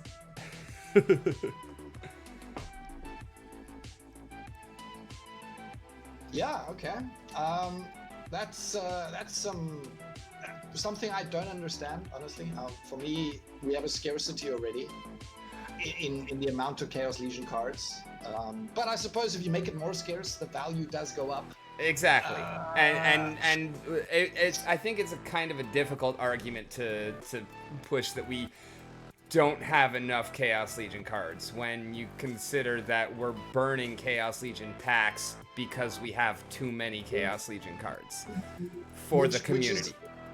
Well, that's the community perspective. I voted no on that proposal, and I'm still adamant that we do not have enough, right? And that's using our 20,000 player base, not the current active users. I use a 20,000 number as the amount of players we have, right? I think that's a little generous. Okay, perhaps my number is a little high, but I also don't think it's too bad of a number to use. It's not terrible. It can't be far off from where I think we are. And with 20,000 players in mind, Chaos Legion packs, there isn't enough. In total, the 15 million we had is not enough. So, yeah, I'm a little concerned, honestly. For 20,000 Diamond and Champion players, it's not enough. Sure. I mean, we've got a few hundred Champion. We've got a few thousand Diamond. We don't have 10,000 Diamond and Champion players. But also, for me, I think, at least that's my idea, is I think everybody should be aiming to get to Champion, right? If that's not your aim, why are you comfortable to stay in Silver? Well, some people, it's not that they don't want to get to Champion, it's that they know that they will not be able, like, I know I'm never going to have a Champion tier deck. I don't have the money to be able to put it in. If it was free... Like never? Ever. Really? Ever. Like, really? Do you understand how expensive it is to build a Champion level deck? Aftersound did the math breaking it down, and you're looking at like 10 grand a year to keep up max level everything. Well, yeah, that's max level everything, but I don't think you need max level everything. To be in Champion and be earning your proper rewards, you do. I mean, yeah, there's a couple of cards here and there that you can skip out on, but that's also just talking about the basic set. That's not talking about any external or extra cards like Lux or Waka. And granted, you don't need Waka, but you kind of need Lux. You kind of need Rooney. And those are not counted in that 10,000 a year. That's just the basic sets. Yeah, I hear you. I envisage a time in the future where, you'll be able to select pick a few Chaos Legion cards combined with a few Rift Watcher cards combined with a few Rebellion cards that allows you to play competitively in Champion. Perhaps not at the max leagues, perhaps not at the tippy top, right? But certainly, at a competitive level, perhaps it's Champion 3, perhaps Champion 2, something like that. I feel like as someone who has played in Diamond 1, I feel like once you get up to that level, every single card that you're missing costs you games. And sure, so pushing that may into very well be the champion case. without having a full deck, I'm not saying it's not possible. I'm not saying it's not feasible. It is definitely not feasible for the average player. Like, to be competitive in champion without a full deck, you have to be a top-notch player. You have to be able to wring the most out of every single asset you do have in order to cover the ones that you're missing. So for every card that you're missing, you've got to be that much better as a player. And I mean, I can admit that I am not a better than average player. I'm probably slightly worse than average, but you know, that's also it is, you know, not everyone is super competitive. Some people play for fun.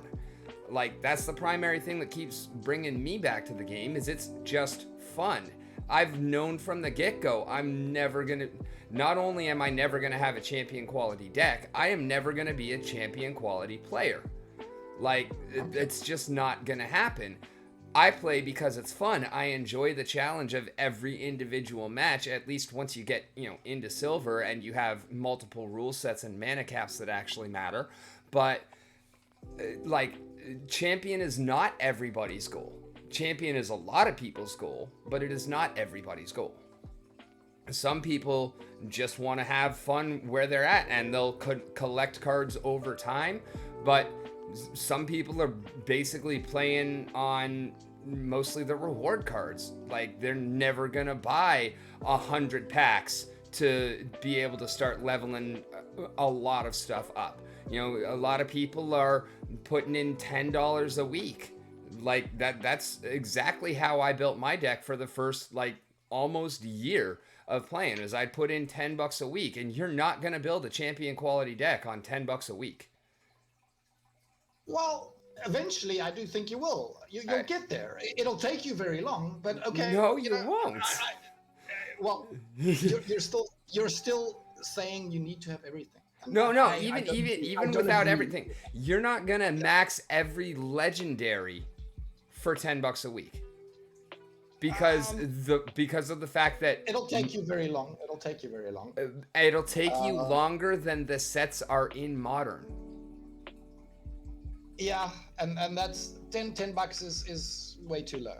I get it. That's what I'm saying, though. Like, and it's not that $10 isn't enough to, you know, enjoy the game and earn, but it's not gonna get you into champion, because by the time you can actually build a champion tier deck on that amount, all of those cards have rotated out 3 times, and you're never ever gonna build a champion tier wild deck on $10 a month, or $10 a week, or even $10 a day. Wild is always a pipe dream, right? So exactly. I consider Modern the current game, you know, and that should be the goal, to get a deck that's able to play in champion. At least that's my goal right now. Whether I'm actually going to get there or not, I don't know, but that is my goal.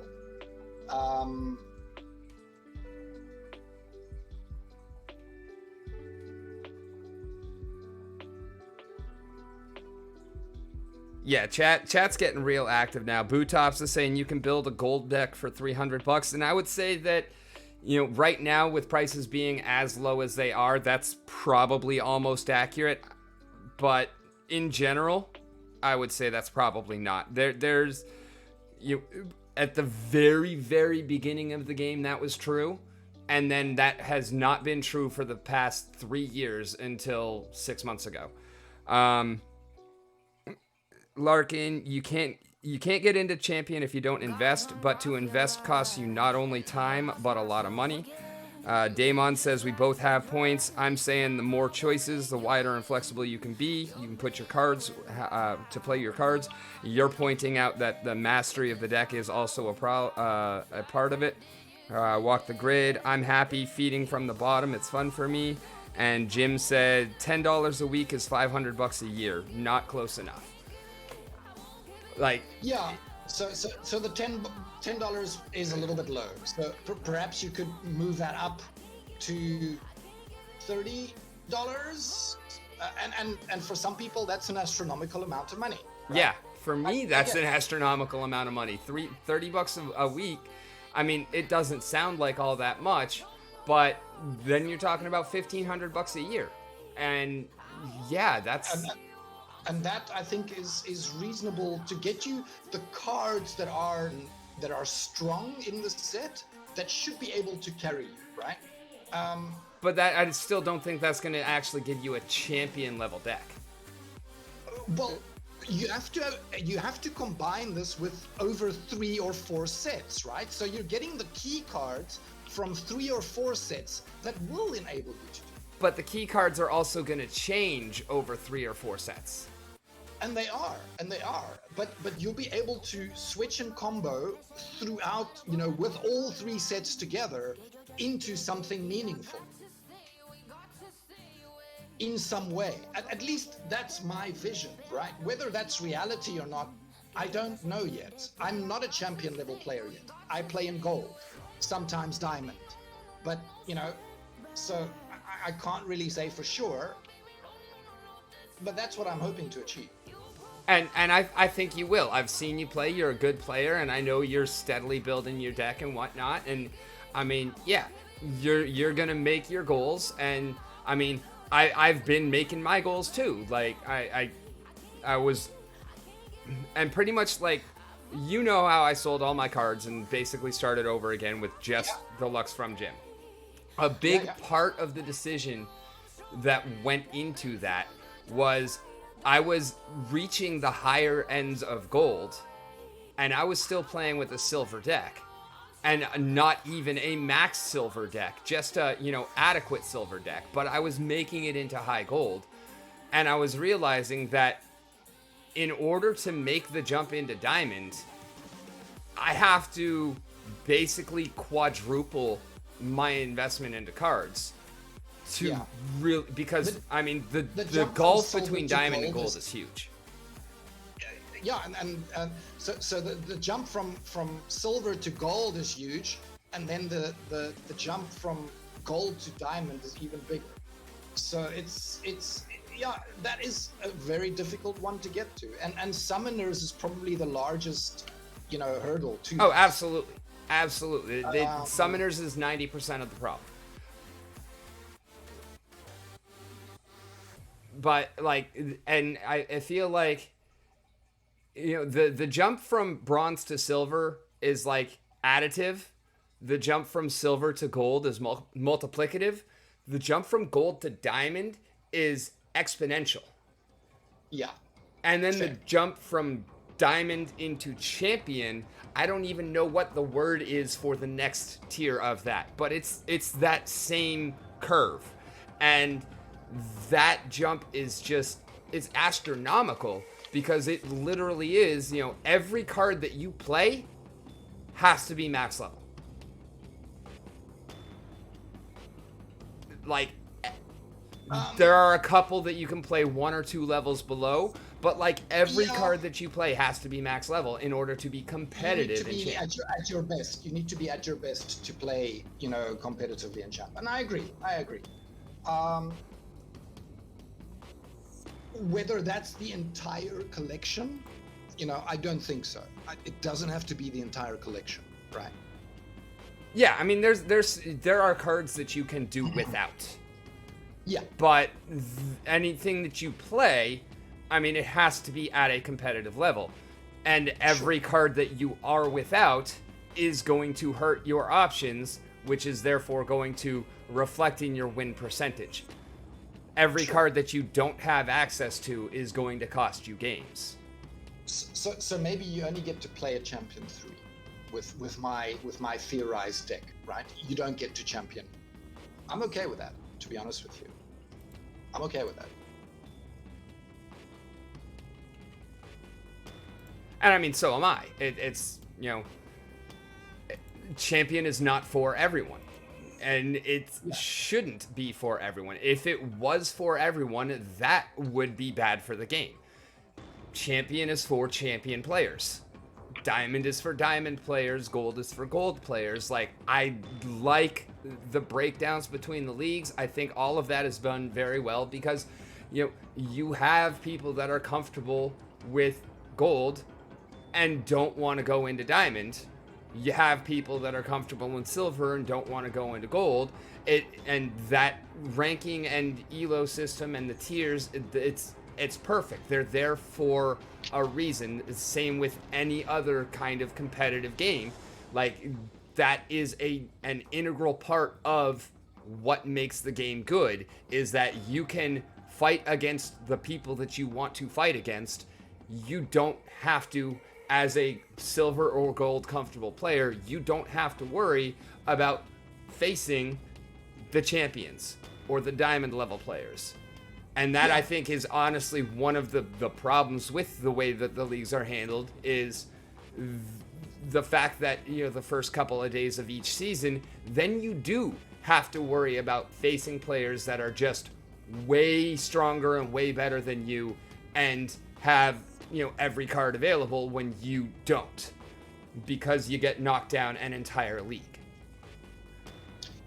Yeah, that is currently a little bit of an issue. I agree. It does kind of, as I do understand the logic for Aggie for doing it the way he is. It was his, proof that you belong where you are, right? So, or I know he used different terminology. I'm perhaps, but that's ultimately what it comes down to. You need to prove that you have the ability to play in gold or play in diamond or wherever you normally play, right? So you need to earn it. Yeah. And yeah, look, I mean, it is a bit of an issue. It's hard to climb at the start of season.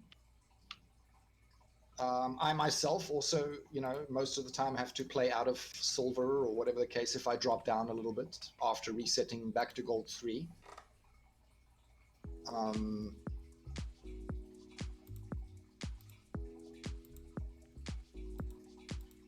I think some adjustments can be made, perhaps. Yeah, I mean, it's not necessarily a problem, but it's definitely something that could use some adjustment. I mean, there is room for improvement there, but it's not like it's the be-all and end-all and it makes the game, unplayable. No, absolutely not. It's just something that could use a little adjustment. But you know what? I don't even want them thinking about that until after we have Landon notes. Like, it is one of those things that just leave it alone. Just stop messing with stuff. Just give us Landon notes. They are needed. They are needed. But, I do think Land 1.0 is not too far down the roadmap. So, feeling positive about that. Yeah, but Land 1.0 is not going to be the answer that we need. It's not going to be. It's going to help because burning DEC for surveying and whatnot. Although, I don't know if you heard it, but I've heard Holozor talk a couple of times about, rather than having a land survey potion, which really doesn't make sense lore-wise either. Like, so what? I've got my surveyor. I'm just going to give him a drink and he's going to get better at his job. We should have the opportunity to continuously survey as a continuous DEC burning mechanism. So, like, okay, and just like in the real world, I got this piece of land. I brought out a surveyor for, $100. Well, I got the surveyor that I could hire for $100. So he just looks around with his thumb up his butt and says, nah, there's nothing good here. And then a few months later, I've got a little bit more money. I hire a surveyor that costs $500 and he comes out and actually cares, but still isn't very good at his job, doesn't find much of anything. A few months later, I've got $2,000 to spend on a surveyor. I call out a professional who actually knows his job, and he finds some oil.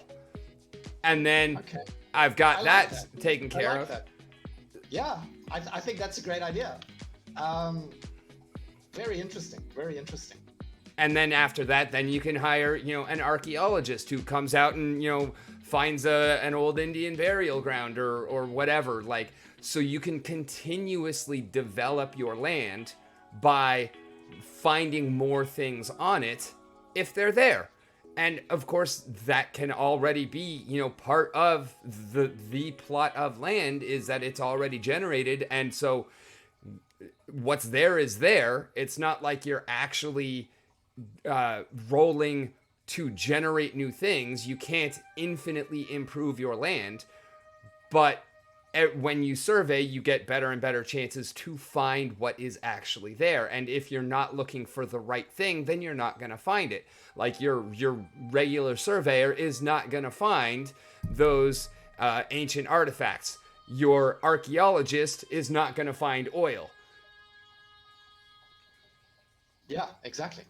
And perhaps over time making the land more valuable. So the better surveys you do and the more you discover, the value of your property would increase, right? Absolutely.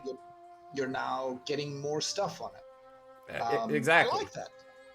And it's a continuous DEC sync, and then that goes into and of course all of that's getting burned, so that helps the economy. And then once we actually have the full land gameplay and the resources are getting traded, that's going to burn more DEC. And that is how we engage the flywheel, not with these, DEC-B trash. Yeah, agreed. All right, well, we got 3 minutes and some change left, so you want to go ahead and drop some info about you. Where can people find you? I know you got that YGG YouTube channel and whatnot, but I don't actually know when you post and stuff, so...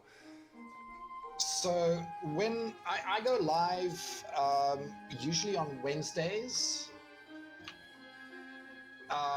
Wednesdays... that's 9 a.m. my time.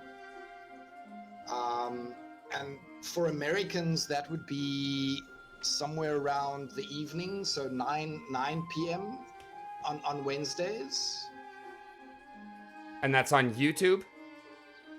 That's on YouTube and Twitch on the YGG SPL channel. That's our Into the Splinterlands talk show. That's with myself and Rogue Patton. So we have a talk show, Splinterlands talk show, where we talk YGG, SPL, and all things Splinterlands. And then, of course, on SPLtv, you can catch me on Fridays between 2 and 4 my time, and Sundays 2 and 4 my time. Alrighty. And, of course, thank you guys all for joining us. Bob Carr, Damour, Larkin, Wingsmith, Jim, Walk the Grid, everybody else that I can't see because you didn't chat for the last couple of minutes, Vanguards. Thank you all so much for joining. As always, I've been Rick. You've been on the mountain. It has been a wonderful time. Stay tuned for not Holazor. Holazor's stream is next, but I believe he is still on vacation, and I'm not 100% sure who's covering for him. I believe it's Kira, but don't quote me on that. But Kira should be coming on and have some awesome content for y'all as well, so make sure you stay tuned. And here in about 20 hours, I will be back live on my own stream at twitch.tv/RickOnTheMountain. And he already said yesterday. Kira? Okay. That's what I thought. Just wanted to make sure. Thank you for verifying, Vanguards. Mobitar, Daru, you'll have a great night as well. We've got about 45 seconds left. Thank you very much for joining us, Damour. Always a pleasure. Thank you for having me, and yeah, always great talking with you. And I will go ahead and get this posting to YouTube as soon as we're done before I go to bed. So if y'all want to rewatch anything, then feel free to check that out tomorrow. Also, youtube.com/RickOnTheMountain. In the meanwhile, Kira comes Kira, and thank you so much once again for joining us. May you be blessed and win all of your games, especially since I'm not playing right now. Deuces.